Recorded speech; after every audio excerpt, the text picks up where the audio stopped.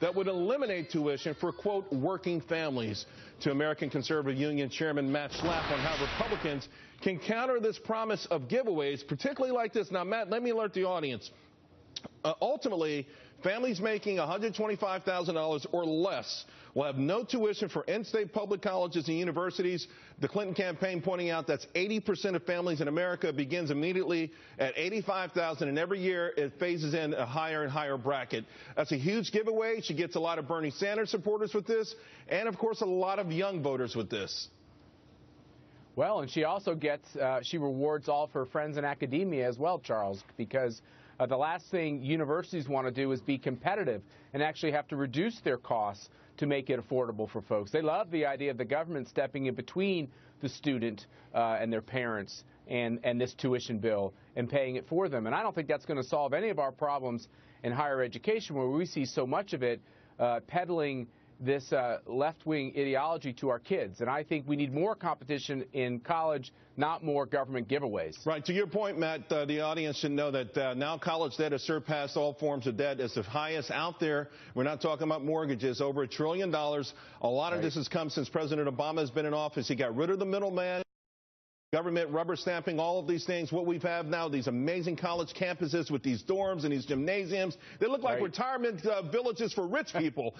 And there's no competition, you know. So, again, if Hillary's elected president and you're a college professor, order that new Mercedes-Benz. But ultimately, Matt, someone will have to pay for this. And we're seeing people, the default rates getting higher and higher on these things. At some point, that's going to hit the fan also.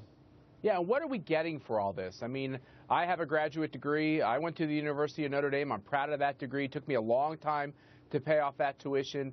But the fact is this: parents should demand an education that makes their child a better citizen, but also makes them relevant to the workplace. And I think what we're seeing with a lot of our college graduates in the Obama era is huge unemployment for young people of color, young people coming out of college. They're moving back in with their parents and with their grandparents because they can't find a good job.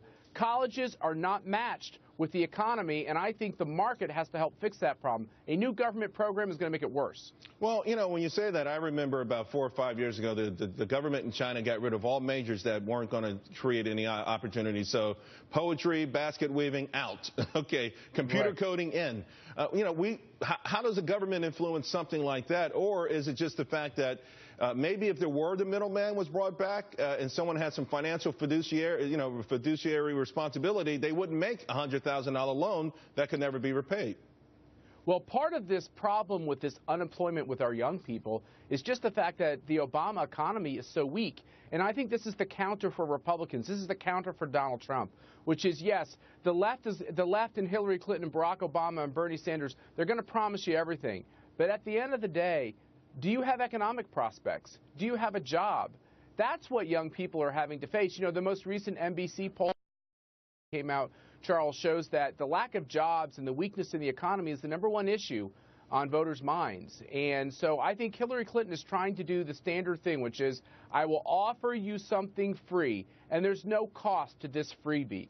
But we all know that that's not the way it ends up working. Somebody has to pick up the bill, and in this case, there'll just be a lot more checks going to liberal institutions that aren't serving our kids well. Yeah, I tell you what, though, it does pose a challenge in the general election with the millennials, who are now the largest age group out there.